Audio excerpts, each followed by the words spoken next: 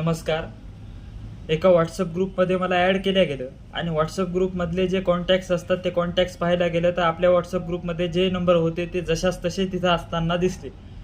अशा पद्धतीचं काम कुठल्या तरी एखादे सॉफ्टवेअर यूज करायचे आणि त्याच्यामधलं त्या ॲपमधलं व्हॉट्सअपमधल्या ग्रुपमधले नंबर एक्स्ट्रॅक्ट करून त्यांना आपल्या ग्रुपमध्ये ॲड करायचा आणि स्वतःचा धंदा उभा करायचा. अशा पद्धतीचं काम जर प्रो काउन्सिल वेबिनार नावाचा एक व्हॉट्सअप ग्रुप आहे त्यांनी करण्याचा प्रयत्न केला.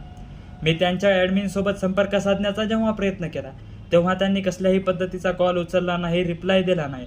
आणि मी जेव्हा त्यांच्या व्हॉट्सअप ग्रुपला हाय पाठवून मला कॉल करा सर अशा पद्धतीचा मेसेज टाकला, त्याच्यानंतर त्यांनी व्हॉट्सअप ग्रुपच्या only message send by admin अशा पद्धतीची सेटिंग केली गेली.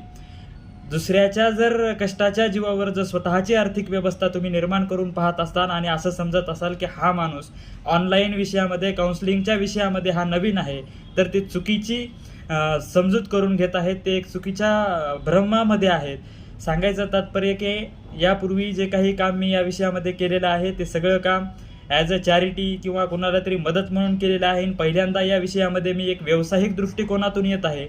पण ह्या ज्या काही अशा पद्धतीचं दुसऱ्याच्या कष्टानं जी माणसं आता मी जी माणसं उभी केली किंवा जी माणसं व्हॉट्सअप ग्रुपमध्ये जॉईन केली ती काहीतरी व्हॅल्यूज देऊन ती माणसं तिथं मी इन्व्हाइट केली.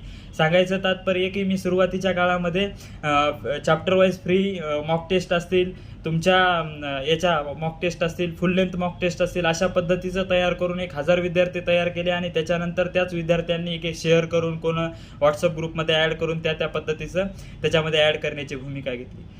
तर हे कुठेही मला नैतिकदृष्ट्या ते बरोबर वाटत नाही.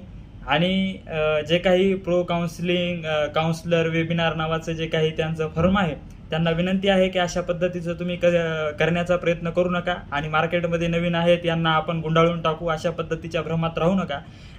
जर तशा पद्धतीचा तुम्ही प्रयत्न केला तर येणाऱ्या काळात मीही कुठल्याही पद्धतीचे ॲक्शन घेऊ शकतो किंवा मी घेण्याचा त्या पद्धतीचा मी कायम प्रयत्न करत राहील.